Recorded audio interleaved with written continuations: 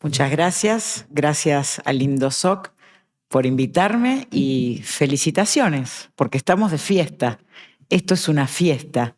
40 años de una dedicación y de un compromiso a transmitir la doctrina social de la Iglesia, un modo de evangelizar que propone el actual pontífice cuando nos habla en la nueva Constitución, Predicate Evangelium, en su prólogo, donde no se detiene a hablar del contenido de la evangelización, sino de la modalidad de la evangelización. Y dice que es una evangelización que debe hacerse con palabras y con gestos, una evangelización que debe tocar la carne sufriente del pobre, del humillado, del excluido, como si fuese la carne de Cristo, como carne de Cristo. Y por si no queda claro, lavando los pies. ¿Para qué? Para el cuidado de la vida y el desarrollo. Y esa es la misión que le da ahora la nueva Constitución a la Pontificia Comisión para América Latina, en el punto 111. Es una gran novedad y también un cambio de eje. La Comisión para América Latina tiene como función el cuidado de la vida y el desarrollo de las iglesias particulares de América Latina, en colaboración con otros dicasterios, con las iglesias particulares. Y de eso voy a hablar, de esta nueva forma que nace en nuestra América Latina de las iglesias particulares, que son las redes eclesiales, de las cuales el Indosoc también forma parte. Entonces es una fiesta realmente que tenemos que hacer honor a eso. Y hemos escuchado todas noticias tristes durante este día y medio, ¿no? Hemos escuchado la realidad latinoamericana,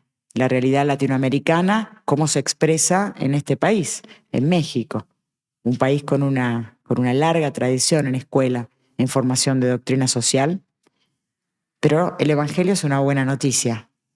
Entonces, para toda esa tristeza, hay una buena noticia, porque eso es la resurrección. La resurrección es la victoria sobre la muerte. Así que la victoria es segura. La Iglesia tiene la convicción de que la victoria es la victoria de Jesucristo y es la victoria de su Iglesia. Entonces, siempre el Evangelio es una buena noticia. En todo este sufrimiento, en todo lo que escuché aquí, en las conferencias, en los momentos de café, estos desaparecidos de los que hablaron, de lo que no sale mucho en los periódicos del mundo. Uno tiene que ir a buscar esa noticia. Son miles. Yo vengo de un país, Argentina, donde hemos tenido 30.000 desaparecidos en una dictadura militar. Y llevamos más de 40 años hablando del tema, a pesar de que luego tenemos una democracia ininterrumpida, con sus altas y bajas, pero avanzamos como país, como podemos, con los límites que nos pone la coyuntura internacional, pero tenemos una larga tradición. De hecho, les cuento que con autorización del Vaticano se ha desclasificado los archivos del periodo de la dictadura donde han desaparecido esas 30.000 personas, que es un número simbólico, es una cifra, y se han desclasificado los archivos que tenía la Conferencia Episcopal Argentina, y la Facultad de Teología Argentina fue la encargada de clasificar toda esta información, publicarla en 3 tomos, entregarla a la justicia y presentarla la semana pasada en la sala estampa del Vaticano. Lo que quiero decir es que esos temas no son ajenos a la Iglesia. Son temas que no es necesario que hablemos por los pasillos, son nuestros temas, porque la victoria sobre la muerte es la victoria cristiana y todo sufrimiento no puede sernos ajenos. Yo no tengo la solución para eso, ni debería darla, porque no soy mexicana, porque no es mi tierra, porque no conozco, pero les comparto esta experiencia de un país como Argentina, que ha llevado adelante con mucho compromiso ese tema, incluso de los claustros católicos. Entonces me solidarizo con todo lo que he escuchado y es todo lo que puedo decir.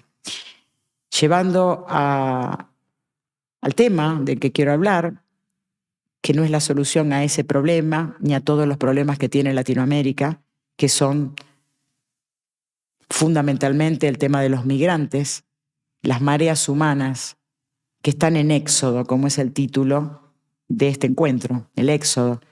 Un éxodo que, como todo éxodo, es la búsqueda de una buena vida para todos en abundancia, como dice el Evangelio de Juan 10:10, y como es el mensaje central del documento de nuestros obispos latinoamericanos en Aparecida.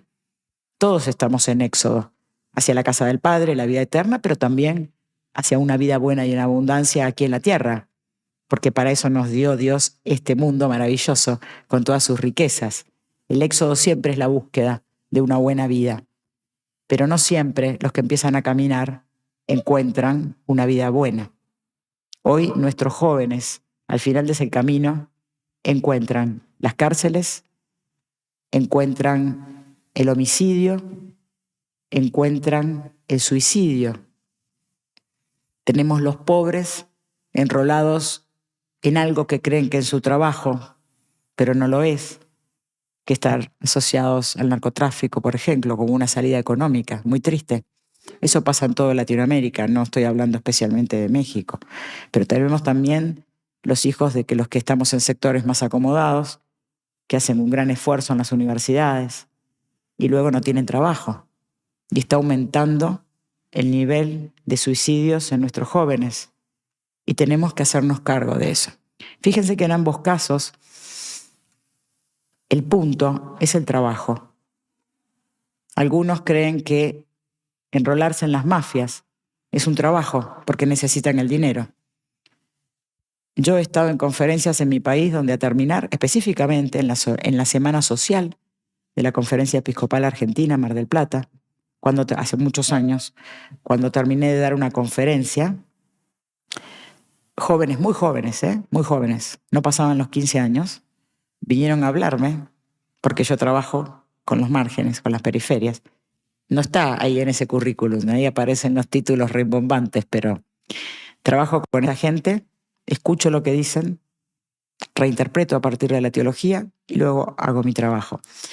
Y esos jóvenes vinieron a decirme, hicieron una fila larga y me dijeron, señora, yo hago eso, porque si no llevo plata, el señor que vive con mi mamá le pega. Hay miles de explicaciones de por qué nuestros jóvenes entran en esa situación. Y también hay miles de explicaciones de por qué nuestros jóvenes, los de los mejores sectores, cuando no tienen trabajo, también entran en otro tipo de corrupción. En corrupción de Estado, en hacer acuerdos que favorecen extractivismos, en hacer acuerdos que favorecen emprendimientos industriales sin protección para los trabajadores. Y también caen en situaciones de pecado. Porque el pecado, como dijo San Juan Pablo II, y todos lo sabemos muy bien, es estructural. Entonces ninguno de nuestros hijos está fuera de estas estructuras de pecado. Al Papa Francisco, y me solidarizo como siempre con su discurso, le interesa específicamente los jóvenes. Y tenemos que hacerlo por ellos. No son el futuro de nuestro continente, son el presente de nuestro continente. Además de las desapariciones, que suman los 100.000, también tenemos las cárceles. Las cárceles en Centroamérica, las cárceles en Estados Unidos para los migrantes, las cárceles en Latinoamérica, están llenas de jóvenes. No puede ser que el éxodo termine en el encierro y en la muerte. Si somos la religión de la resurrección y de la victoria de la vida, no puede ser. Y si no juntamos palabras y gestos, como dice el prólogo de la nueva Constitución de la Curia Romana, no estamos haciendo bien las cosas. Y no las estamos haciendo bien no porque somos malos, corruptos, aliados del mal, simplemente porque nos falta comunicarnos. Y eso se llama redes hoy, la palabra comunicación. Antes de la época moderna, la palabra comunicación se decía relación. De hecho, hablamos de relaciones intratrinitarias. Acá hay varios teólogos, ¿no? Las relaciones intratrinitarias entre las tres personas. En la modernidad, la palabra relación pasó a ser comunicación. Hoy hablamos de comunicaciones entre las personas.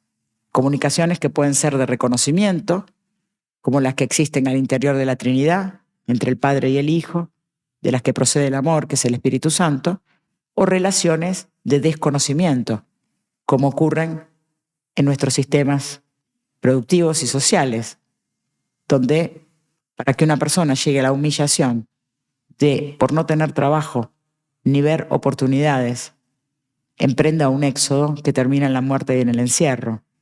Ahí hay una relación de comunicación, pero no es una relación amorosa ni de reconocimiento, es una relación de desconocimiento. Entonces, poder plasmar nuestro credo en la sociedad contemporánea es más que el culto. La religión católica no es un culto.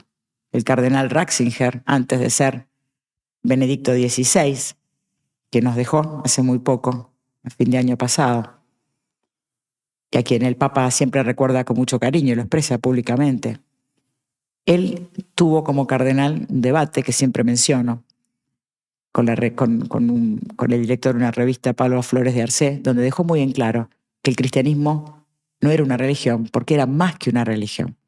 Las religiones son un culto, un ritual. El cristianismo es una teología, es palabra viva, es otra cosa. Y a veces quedamos atrapados en lo cultual y nos olvidamos que el cristianismo es una teología.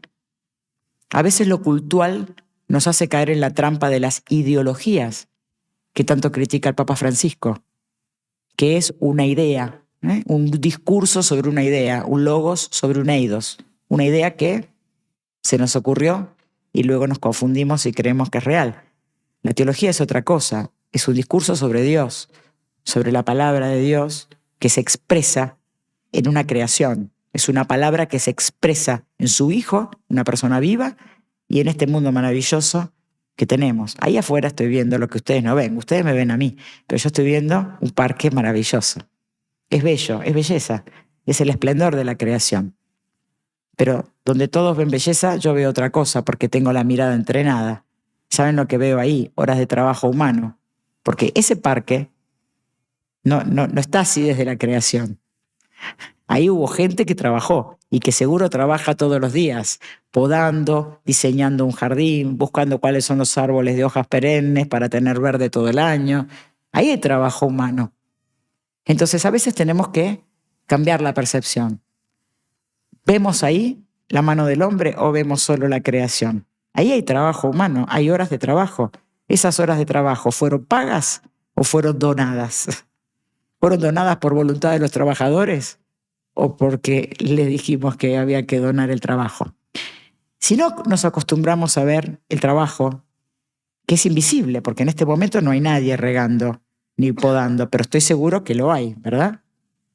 Tenemos que visibilizarlo. Si no aprendemos a visibilizar ese trabajo, que es un trabajo no productivo, sino de cuidado, es una labor, como diría Hannah Arendt, ¿no? La diferencia entre trabajo y labor.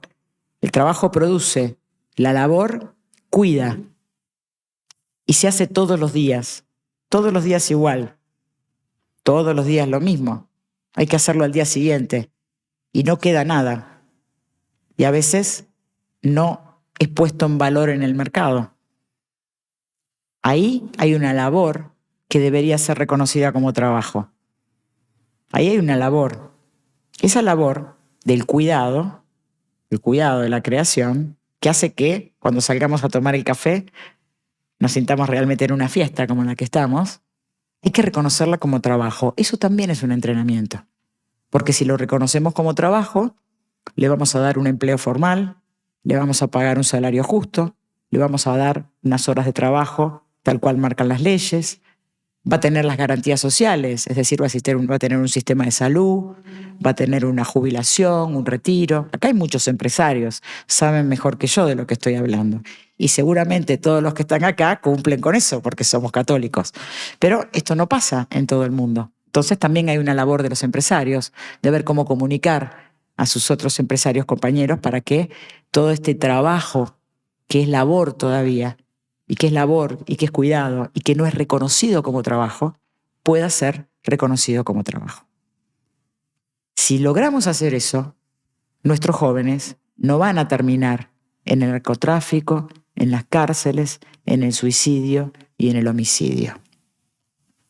Por eso el Papa Francisco dice en Fratelli Tutti, el gran tema es el trabajo. Y uno diría, ¿pero de qué está hablando este papa? Estamos diciendo que hay desaparecidos, que hay narcotráfico, que hay trata de personas, que hay desempleo estructural, que hay extractivismo, que hay explotación, que hay corrupción, que hay guerras. Y nos dice que la solución es el trabajo. ¿Pero de qué está hablando? Esas ideas me parece que son medias populistas. Pues no, acabo de darles toda una explicación de por qué el trabajo es el centro de la prédica de la doctrina social de la Iglesia, porque el trabajo es lo que permite a las personas expresar su dignidad. Esa dignidad humana de la que hablamos es porque las personas creadas por Dios somos a imagen de Dios. Y la actividad que conocemos de Dios, según el Antiguo Testamento, es que trabajó muchos días. Una semana tiene 7 días. Trabajó 7, aunque en realidad trabajó 6 y descansó 1. ¿Y por qué trabajó 7 entonces? Porque la jornada de descanso es parte de la dinámica del trabajo y tiene que ser paga. Los pobres no tienen un día de descanso. Si no trabajan, no cobran. Entonces, esa actividad divina, que es la creación, esa actividad creativa, eso es trabajo. Cuando trabajamos de manera creativa, estamos expresando que somos hijos de Dios, reyes y reinas, todos, por esa filiación divina. Pero cuando nuestro trabajo no implica creatividad ni cuidado, eso no es trabajo. Eso es explotación, eso es crimen, eso es corrupción, eso es pecado. El trabajo, entonces, es el modo concreto de expresar la dignidad humana, es el modo en que el ser humano expresa su dignidad, porque está expresando su condición divina de ser creativos, siempre y cuando los trabajos sean creativos. Y eso depende de que los que estamos incluidos en el sistema tengamos la generosidad de poder elevar a la condición de trabajo las labores de cuidado para que esas personas tengan los ingresos suficientes para tener condiciones dignas, no empiecen a caminar, no terminen en las cárceles, no los maten y no se suiciden. El trabajo al centro, dice el Papa Francisco. El gran tema es el trabajo, dice la Fratelli Tutti. La Fratelli Tutti es la última de las encíclicas hasta ahora publicadas por el Papa Francisco, y uno puede ver que hay un arco armónico desde su primera encíclica, que es desde su primer documento, la exhortación Evangelii Gaudium, donde presenta su programa para la Iglesia, esa reforma de la que todos hablan y no la ven, pero está, y se los voy a señalar, está en marcha, hasta la última que es Fratelli Tutti. Y en ese arco hay armonía. Hay una armonía, no solamente entre los documentos del Papa Francisco, sino alineados en coherencia y en continuidad con el resto de los documentos magisteriales pontificios, las encíclicas sociales y también con todo el pensamiento social de la Iglesia. Solamente que, como ustedes saben mejor que yo, porque este es el Centro de Doctrina Social, hay una diferencia entre los documentos de la doctrina social que expresan principios sociales, que todos sabemos: dignidad humana, acceso universal a los bienes, solidaridad y subsidiariedad. Latinoamérica agrega con una especial dedicación por los pobres, o opción por los pobres, y que el Papa Francisco corrige la preposición y dice: no es por los pobres, sino con los pobres. ¿No? Eso agrega. Esos son los principios fundamentales, básicos de la doctrina social, pero las respuestas que en cada momento damos son coyunturales. El dogma está dado de una vez y para siempre, pero la doctrina social de la Iglesia, cada pontífice tiene que responder a los desafíos de la época. Y así como Juan Pablo II tuvo sus desafíos en los años que le tocó su pontificado, al Papa Francisco le tocan otros desafíos. Y es un desafío al que llamamos crisis ecológica socioambiental. Todos los problemas que se hablaron acá son una expresión de una crisis ecológica que es socioambiental. El actual magisterio pontificio, con todos sus dicasterios, con los cardenales y con todos los que trabajan al servicio del actual pontífice en la curia romana y también satelitalmente desde otros espacios, trabajan viendo de qué manera en cada lugar nos hacemos cargo de esta crisis ecológica socioambiental, teniendo presente estos 4 principios de la doctrina social, sabiendo que ahora no es por los pobres, sino con los pobres, sentados en la mesa. Si nosotros vemos con atención el magisterio del Papa Francisco, en Evangelii Gaudium, él propone una salida, una iglesia en salida, una iglesia que salga hasta los confines de las periferias existenciales. Bueno, ahora, como sabrán, mandaron el mensaje del Papa en un cohete a la estratosfera. Parece que se tomaron en serio esto de salir hacia las periferias, pero hablamos de las periferias de este planeta que habitamos por ahora, que es el planeta Tierra. Y él da 4 principios que todos conocen: la realidad superior a la idea, el todo superior a la parte. Bueno, la realidad superior a la idea, la realidad latinoamericana que nos toca y que ustedes mismos describieron, supera cualquier idea que nosotros tengamos de cómo debería ser el mundo. Todos tenemos una idea de la democracia perfecta, todos tenemos una idea de la economía perfecta, pero, señoras y señores, la realidad es otra. Y esta es la realidad que tenemos que hacernos cargo. Esta es la democracia que tenemos, esta es la economía que tenemos, este es el tipo de gobierno que tenemos, este es el tipo de iglesia que tenemos, y es ahí donde tenemos nuestro punto de partida, en la realidad. A veces todos nos enfocamos en querer corregir, porque nos han enseñado una idea de mundo feliz, obra espectacular, ¿no?, de Huxley, Un mundo feliz, donde todo era por Zeus. Y este es el mundo, pero parece que no se parece demasiado a ese mundo ideal.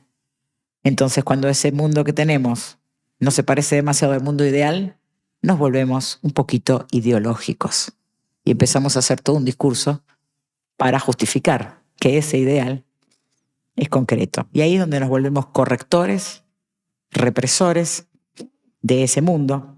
Pero los obispos de América Latina nos han enseñado a lo largo de sus documentos que tenemos que partir de la realidad, hacernos cargo de esa realidad, empezar por ahí, por la carne sufriente, por los gobernantes que tenemos, por los sistemas que tenemos, por la educación que tenemos.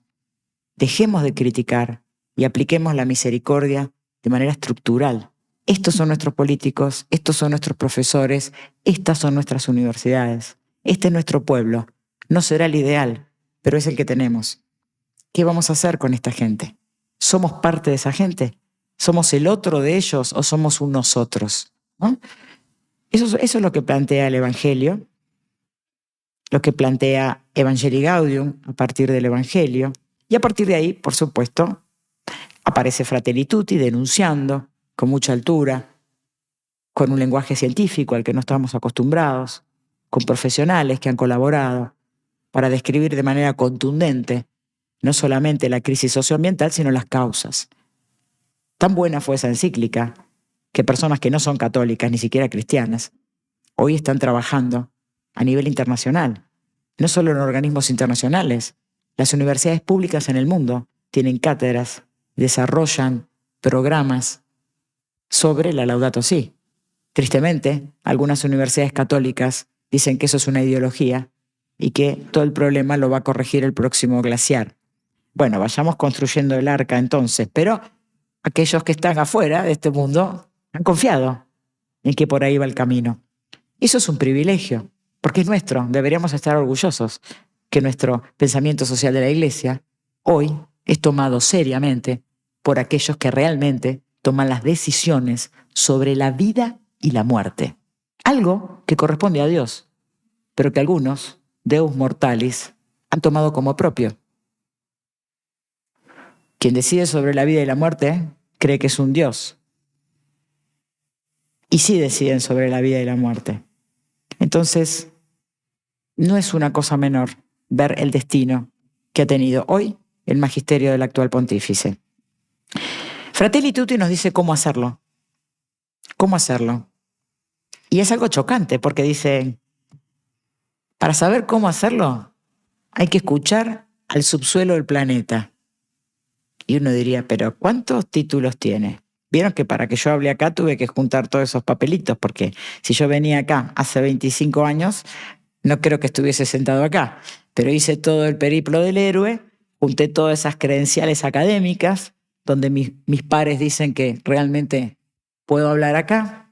Entonces, pueden o no estar de acuerdo, pero junté las credenciales para que el INDOSOC me dé este espacio, ¿no? Magisterial.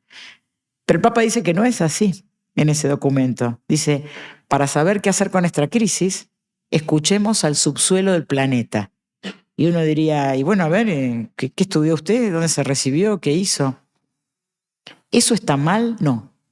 Está muy bien. Este mundo se conduce gracias a que muchos de nosotros y ustedes hemos perfeccionado, hemos trabajado. Es muy arduo estudiar, ¿eh? Es muy arduo. Todos sabemos lo que es no dormir, dar exámenes, tener que aprender idiomas, tener que hablar en otra lengua. Es una presión terrible. Y hacemos lo que podemos. Y es muy bueno. Lo que pasa es que todos fuimos formados para este mundo. Pero resulta que este mundo está a punto de explotar. Y no sé cuántos de nosotros acá sabe cómo ahora salir corriendo, cazar un mamut, cocinarlo y comerlo. ¿Cuántos de nosotros sabe cómo ahora salir a plantar tubérculos que crezcan con todas las pestes, sin los necesarios pesticidas que tenemos que comprar y que crezcan? ¿Cuántos de nosotros saben ahora salir de acá, hacer fuego con 2 palitos y calentar un agua de café? Ese saber lo tenemos. Yo no lo tengo. Yo no lo tengo. Si yo salgo con mi carro y se me para en el medio de una ruta, yo no sé cómo desarmar y volver a armar un motor para que funcione. No lo sé. Si mañana se corta la electricidad, yo no sé qué hacer. Yo tengo un saber que es funcional a este sistema. Pero si este sistema se cae, yo voy a necesitar comer. Y yo no sé cómo alimentarme a mí misma. Yo no lo sé. No sé si ustedes lo saben. Yo no lo sé. Entonces, los saberes son puestos en valor de acuerdo a la necesidad del momento. Hoy, mi saber académico tiene un valor, por eso estoy acá. Pero si esto explota, yo no voy a comer con esos títulos. Y yo no sé cómo sobrevivir. Pero resulta que hay gente que hace rato, o quizás nunca entró a este sistema, y sabe cómo sobrevivir hasta mañana. Entonces, aunque el sistema se caiga, no se van a morir. Porque es lo que vienen haciendo hace 500 años, porque nunca entraron. En este momento de crisis, hay que ir a escuchar a ese subsuelo del planeta. Ese subsuelo del planeta en América Latina se organizó porque entendió otro principio, que el todo es superior a la parte, y se organizó. Y esto es una gran noticia para América Latina, pero también una novedad para el mundo. Todos sabemos acá que el CELAM fue una novedad. Era la primera vez que las conferencias episcopales nacionales se ponían en red a nivel regional. Y tuvimos la Conferencia Episcopal Latinoamericana. Pero resulta que el mundo está cambiando. Y los problemas ya no están contenidos en las fronteras de un país. No están. Los estados-nación tienen un montón de agujeritos en sus fronteras, por donde no solamente pasan los seres humanos, también pasan las divisas, las riquezas, los cerebros, se nos van los jóvenes que pueden, está muy agujereado. Pasan las personas esclavizadas, pasa la droga.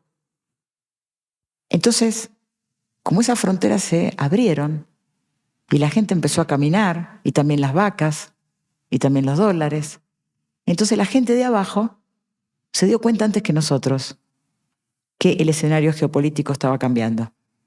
Entonces aparece una nueva forma en Latinoamérica, que son las redes eclesiales. Y las redes eclesiales, fíjense que no son redes episcopales, donde solamente hay obispos, sino que la red eclesial es los obispos y los cardenales con los laicos, con los movimientos populares, con las universidades, con los empresarios, con cristianos no católicos, con religiosos no cristianos y con gente agnóstica, a las que todavía no llegamos con la buena noticia. No significa que son ateos. Y empezaron a organizarse. Y no es una organización política, es una organización eclesial. Esa es la novedad, porque ellos están convencidos que los mueve el Espíritu Santo, que hay un espíritu, para nosotros Espíritu Santo, pero para las comunidades religiosas, ellos creen que son una comunidad eclesial. Por eso dicen que son una comunidad mística, que son un cuerpo movido por un espíritu. El Papa lo dice de otra manera, o nos hundimos o nos unimos o nos hundimos. Pero esta gente también se unió para no morirse. Y empezó a cuidar su casa. Empezó a tratar de que no quemen, tiren, destruyan los bosques, que no contaminen los ríos, que no destruyan con las mineras. Porque ellos saben. Yo no tengo ni idea cómo funciona una minera, no sé. Nunca estuve en una. Estuve en una en Canadá que la habían convertido en un lindo jardín. Hermoso, quizás lo conocen, es famoso. La única vez que estuve parada dentro de una minera, pero era un jardín. Era una cantera, perdón. En Vancouver. Entonces, no conozco eso, pero esta gente lo sabe, porque está ahí. Yo lo único que sé de la energía es que a la mañana me levanto, muevo una perillita y hay luz. Y si tengo suerte, no siempre, logro enchufar mi secador de pelo y salgo más o menos peinada. Es todo lo que sé de energía. Pero esa gente sabe más que yo. Y se dieron cuenta antes que nosotros que si seguimos avanzando con ese sistema, esto se destruye y nos lo están diciendo hace rato. Recién ahora lo estamos escuchando. Pero como no los escuchábamos, se organizaron, movidos por el Espíritu, están convencidos, y armaron las redes eclesiales, que no son una competencia de las episcopales, porque nuestros obispos de las conferencias episcopales y los cardenales, todos conocidos, son parte de eso. Empezaron a caminar juntos. Quiere decir que lo que explica el magisterio del autoapontífice no es una idea que formatea la realidad. Él escuchó, vio esa realidad y la plasmó en documentos. Eso es todo. Ahora bien, ¿esas redes cuáles son? La REMAM, la red eclesial panamazónica, hablaron justamente en el panel anterior, hablaban de esto, ¿no? La REMAM, la red mesoamericana, la red del eclesial del acuífero Chaco Guaraní, la red de iglesias en minerías, son redes eclesiales que parten del territorio. Más allá de las fronteras geopolíticas que hoy no están pudiendo contener, ni a nuestras riquezas, ni a nuestros jóvenes, ni a nuestros conocimientos. Empezaron a armarse, se arman a partir de un bioma, a partir de la tierra, y están cuidando. Estas redes hoy, una de ellas, ya el Papa Francisco la elevó a la condición de conferencia eclesial amazónica. Están empezando. Y como todos, cuando empezamos a caminar, somos torpes, nos caemos, nos hacemos chichones. Y nuestros padres no nos dicen, qué tonto sos, qué torpe sos, qué hijo más tonto me tocó. No, al contrario, están ahí agarrándolo. Bueno, depende de los recursos económicos, le comprará un corralito más lindo, con más móviles, otro le pondrá 4 sillas, pero no consideramos que es un torpe.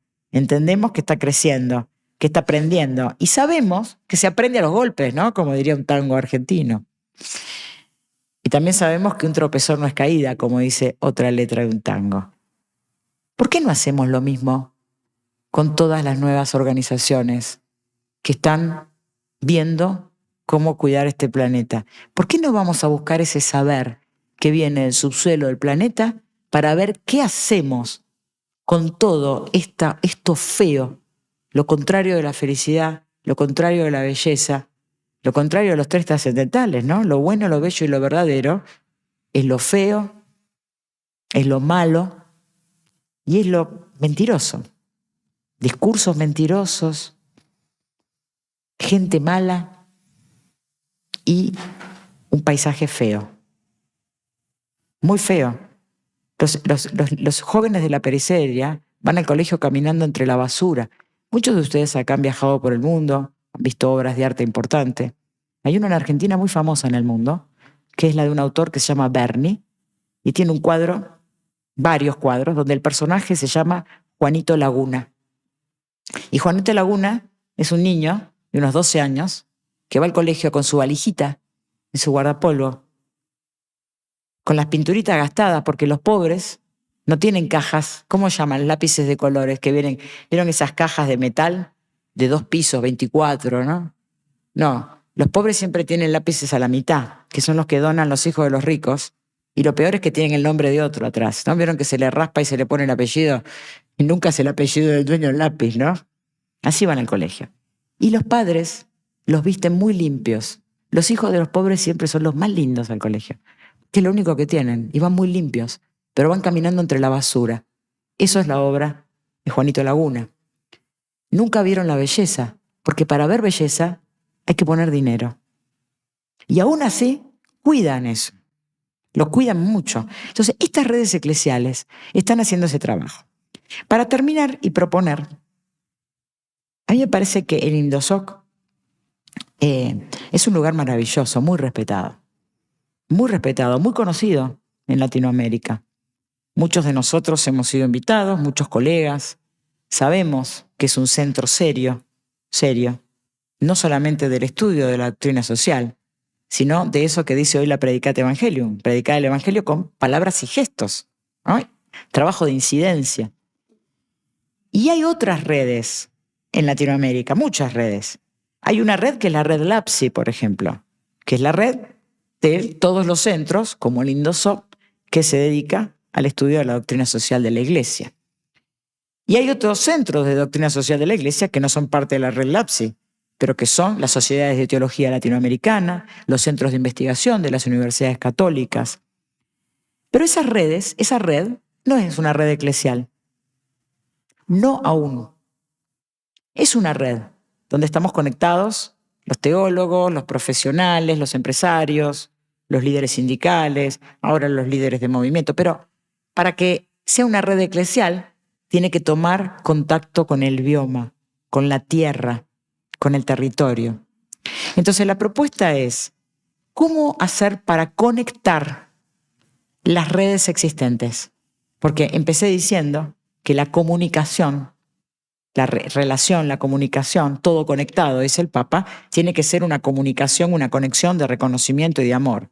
La propuesta es, acompañando el actual magisterio social y pontificio, cómo hacer que el Indosoc, que es un lugar de liderazgo, de reconocimiento, pueda trabajar no solo en red con los otros centros de pensamiento social cristiano, con mucho crédito en las universidades, pero al mismo tiempo en diálogo, en conexión con esta nueva red eclesial, para ser también parte de esa red eclesial. Porque ustedes tienen mucho para aportar y también mucho para escuchar. Porque, como decía Aristóteles, la sustancia se predica de muchos modos. Entonces, los 4 principios de la doctrina social de la Iglesia se predican de muchos modos. ¿Qué significa dignidad humana? Se predica de muchos modos. Se predica de un modo en la academia, se predica de otro modo en la política y se predica de otro modo en la base. Incluso con los hermanos de otras religiones, que también hablan y defienden la dignidad, pero lo dicen de otra manera. Creo que hay un camino, este éxodo del Indosoc, estos 40 años, como dijo ayer alguien 2 veces, los primeros 40 años, creo que con la apertura que los caracterizó estos 40 años, también tienen la apertura suficiente ahora para llevar ese servicio en red a esta nueva forma de la Iglesia, de un magisterio que, como todo magisterio, se hace carne en el tiempo. En el tiempo. La Iglesia es una institución de 2000 años, por lo tanto, los 58 años que van desde que se hizo el Vaticano II hasta hoy es nada, es nada. El Vaticano II está en marcha, despacio, la sinodalidad es eso, el reconocimiento del sensus fidei en las comunidades es eso. Lleva su tiempo, pero avanza. Los magisterios de los pontífices anteriores, en su momento también recibieron muchas críticas, Pablo VI, Juan Pablo II. Sin embargo, hoy todo el mundo trabaja con esos documentos maravillosos, como fue la labor en Exercen, por ejemplo, el campo de lo social, y se plasma. Hay un efecto residual, porque no es la obra de una persona, no es la obra de Wojtyla, ni de Ratzinger, ni de Bergoglio. es la obra católica, es el magisterio social de la Iglesia que está en marcha, de una reforma que se hace real con la suma de reformas. ¿Dónde está la reforma de la Iglesia? Como dije ayer en otra reunión, algo nuevo está pasando, ¿no lo vemos? Como dijo Isaías, está ahí. Estas redes eclesiales que están defendiendo la vida y el desarrollo de nuestra América Latina son ya la reforma de la Iglesia. Esa reforma de la Iglesia es la suma conectada y comunicada de todas estas pequeñas reformas. El Indosoc es parte de una reforma de la Iglesia. Ha sido durante 40 años un discurso de avanzada, un discurso novedoso, un discurso valiente, atrevido, respetuoso, de diálogo entre empresarios y trabajadores, algo que por una formación cultural argentina apoya mucho el Papa Francisco. Entonces, creo que ustedes tienen todas las condiciones, yo los felicito, lo mío es solamente una charla desde lo que yo me dedico y como siempre sigo a disposición de ustedes. Gracias.